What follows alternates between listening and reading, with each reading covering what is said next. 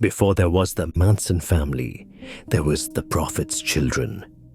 They say the devil walked the Kansas Territory in the summer of 1847, but those who knew the truth understood he wore the face of a man named Ezekiel Corbett. I was a circuit judge back then, traveling between settlements that barely deserved the name, and it fell to me to piece together what happened in those blood-soaked weeks when the world seemed to crack open and spill forth its madness. The story begins, as these things often do, with a man who could talk the stars down from the sky. Ezekiel Corbett appeared in Independence, Missouri, in the spring of 1846. Nobody knew where he came from. Some said Louisiana. Others claimed he'd walked out of the Mexican territories with dust on his boots and fire in his eyes. He was a small man, slight of build, with dark hair that fell past his shoulders and eyes that seemed to look through you rather than at you. He was white, though sun-darkened from years of wandering, and he carried no possessions save a battered Bible and a guitar missing 2 strings. What he did carry was a voice that could charm birds from trees and conviction that could move mountains. He began preaching in the streets, gathering crowds with songs that mixed old hymns with melodies nobody had heard before. His message was simple and terrible. The world was ending. Not in some distant future, but soon, within the year. The signs were everywhere, he proclaimed. The war with Mexico, the growing tensions over slavery, the floods and droughts that plagued the frontier. These were not mere troubles, but the birth pangs of the apocalypse. Most folks dismissed him as another prairie madman, but some listened. The desperate always do.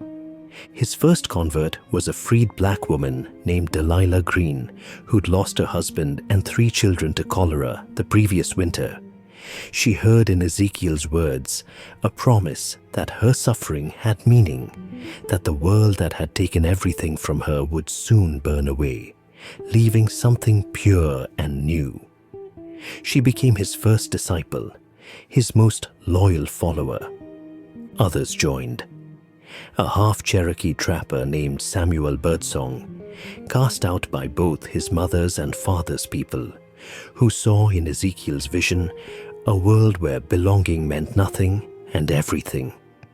2 Irish immigrant brothers, Finn and Declan O'Shea, who'd fled famine only to find poverty in the promised land. A Mexican woman called Rosa, who never spoke of her past but carried knife scars across her arms that told their own story. A German farmer's son named Johann, who'd killed his father in self-defense and couldn't go home.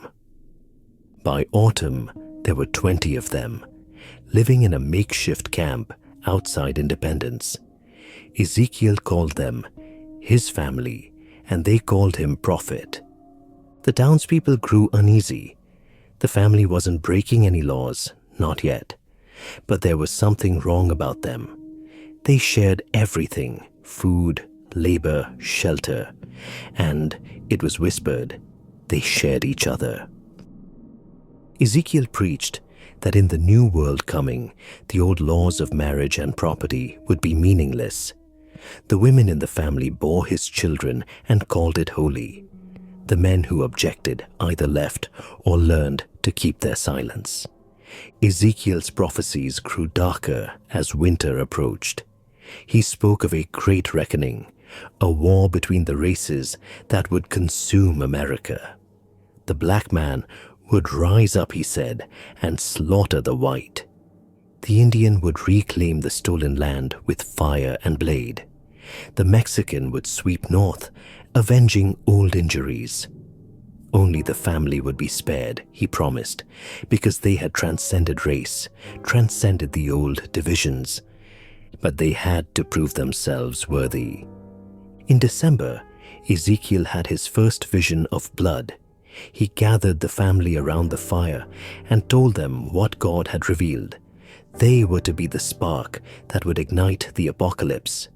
They would commit an act so terrible, so shocking, that it would wake the sleeping angels of vengeance. The races would turn upon each other, and from the ashes, a new Eden would rise. He called it the Awakening. They moved deeper into the territory that winter, away from settlements and roads, to an abandoned mission station near the Wakarusa River. There, through the frozen months, Ezekiel prepared his family. He taught them that mercy was weakness, that the old morality was chains binding them to a dying world. He gave them peyote and whiskey, and led them in ceremonies that mixed Christian liturgy with something older and darker. Those who showed doubt were cast out into the winter night. Some made it back to civilization. Most didn't. By spring, the family had been reduced to 12, the most devoted, the most damaged, the most willing. On the night of May 15th, 1847, Ezekiel sent them forth. Their target was the Ashford Estate, a prosperous ranch 15 miles east of the mission. Jacob Ashford was a wealthy landowner from Virginia who'd brought his family west to escape the growing sectional tensions. He'd made no secret of his southern sympathies or his ownership of 3 enslaved people before Kansas Territory. He represented everything Ezekiel despised: wealth, establishment, the old order. But that wasn't why Ezekiel chose him. He chose him because Ashford's wife was hosting guests that night, a gathering of local families, white and well-off, the kind of people who'd never notice folks like Ezekiel and his family, the kind of people whose deaths would scream across the frontier. Delilah led the attack. Years later, in the stone walls of the territorial prison where she awaited execution, she told me she felt nothing as they approached the house. No fear, no excitement, no remorse. Ezekiel had spent months scouring such feelings from her soul. She was an instrument of prophecy now, nothing more. They struck just after midnight. The Ashford home was a 2-story structure, fine by frontier standards, with glass windows and a proper foundation. Light spilled from the windows where the party continued, oblivious. Samuel Birdsong cut the throat of the black stable hand, a man who might have been his brother in another life, to ensure silence. Then they entered through the kitchen door, which Rosa had learned would be unlocked for the servants. What followed was butchery. They moved through the house like a plague, stabbing and bludgeoning everyone they found. Jacob Ashford died in his study, a knife in his back, his blood soaking into papers detailing his plans to bring more enslaved workers west. His wife Margaret was killed in the parlor, along with 2 neighbor women. Their screams woke the children upstairs. Finn O'Shea climbed those stairs with a cleaver in his hand. He found the 3 Ashford children, ages 7, 9, and 12, huddled in a bedroom. What he did there, I cannot bring myself to recount in full detail. Suffice it to say that when the circuit rider found the bodies 3 days later, he vomited in the yard and never preached again. But the family wasn't finished. According to Ezekiel's instructions, they were to leave a message. Using the victim's blood, they painted symbols on the walls, a mixture of biblical verses and mad prophecy. On the front door, Delilah wrote in careful letters, "The harvest begins." 9 people died in the Ashford house that night. The family took food, some weapons and clothing, then disappeared back into the darkness. The territory erupted. Possess formed immediately, but they were looking for the wrong people. Most assumed it was an Indian raid or an attack by Mexican bandits. The idea that a mixed group of Americans, led by a white prophet, had committed the massacre seemed impossible. This was the work of the other surely, the savage, the foreign, exactly as Ezekiel had planned. 2 nights later, the family struck again. The Martinez hacienda lay 30 miles south. It was a sprawling property worked by Mexican and Indian laborers, owned by a Don Martinez who'd married a white woman from St. Louis. They represented, in their way, the same kind of bridge between worlds that the Ashford house had represented. And Ezekiel wanted all bridges burned. The second massacre was even more vicious than the first. 8 dead, including Don Martinez's pregnant wife. The same blood writing on the walls, the same ritualistic savagery. But this time, there were survivors, servants who hid in root cellars and witnessed enough to describe the attackers. That's when the truth began to emerge. The killers weren't Indians or Mexicans. They were Americans. White, black, Cherokee, Irish, Mexican, all of them, led by a small man with long hair who sang while they worked. The territory went mad with fear and suspicion. Neighbor turned against neighbor. Every stranger was a potential cultist. The violence Ezekiel had predicted began to manifest. Though not in the way he'd imagined, vigilante groups formed and innocents died.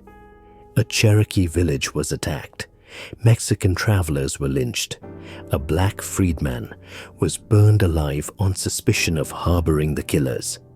The world was tearing itself apart, just as Ezekiel had promised. But the apocalypse he'd predicted never came. Instead, the territorial militia organized a proper manhunt. A tracker named James Bridger, you may have heard of him, was brought in from Fort Laramie. He found the mission station within a week. The siege lasted 3 days. The family, armed with stolen rifles, held out longer than anyone expected. Ezekiel preached to them even as the bullets flew, promising that angels would descend to save them, that the dead would rise, that the new world was at hand. None of it happened. On the 3rd day, with the building burning around them, Samuel Birdsong surrendered. Only 7 of the family still lived. Ezekiel was found in the chapel, kneeling before a crude altar, his throat cut by his own hand. In his blood on the floor, he'd written, "I am the harvest." The trial was held in September. I presided, though I wished I hadn't. The evidence was overwhelming: confessions, witnesses, physical proof. But what haunted me then, and haunts me still, was the testimony of the survivors. They showed no remorse. Even facing the noose, they remained convinced they'd done God's work. Delilah Green testified for 3 hours, calmly describing the murders in detail, explaining how each death had been necessary to wake the sleeping world. Rosa spoke in Spanish, through an interpreter, about the beauty she'd found in the blood. Pinochet wept, but not for his victims, for his failed prophet. All 7 were hanged on November 3rd, 1847. Delilah was last. She looked at me from the gallows and smiled, then recited Ezekiel's final prophecy. The first harvest has ended, but seeds have been sown. I've spent the decades since trying to understand what happened in that terrible summer. Was Ezekiel mad? Certainly, but madness alone doesn't create such devoted followers. Was it the frontier itself? That lawless space where old certainties dissolved? Perhaps. Was it the desperate search for meaning in a world that seemed increasingly meaningless? I believe so. What I know for certain is this: Ezekiel Corbett promised his family transcendence through violence, unity through blood, and meaning through destruction. And for a brief, terrible moment, they believed him enough to become monsters. The Ashford property was abandoned. The Martinez hacienda was sold. The mission station was burned to the ground by locals who feared it was cursed. If you ride through that country now, you'll find nothing but prairie grass and wind. But on certain nights, old-timers will tell you, you can still hear guitar strings on the breeze and a voice singing songs that mix the sacred and the profane. I don't know if that's true. What I know is that evil doesn't always arrive with horns and a tail. Sometimes it arrives with a smile and a song and a promise that your suffering means something, that you're special, that the old rules don't apply, that blood can wash the world clean. I'm an old man now, and I've seen a lot of darkness in my years on the bench. But nothing compares to the cold certainty in Delilah Green's eyes as she stood on that gallows. She believed, even then, that she'd done the right thing. That's what I can't forget. Not the blood, not the screaming, not the children. The belief. God help us all, the belief.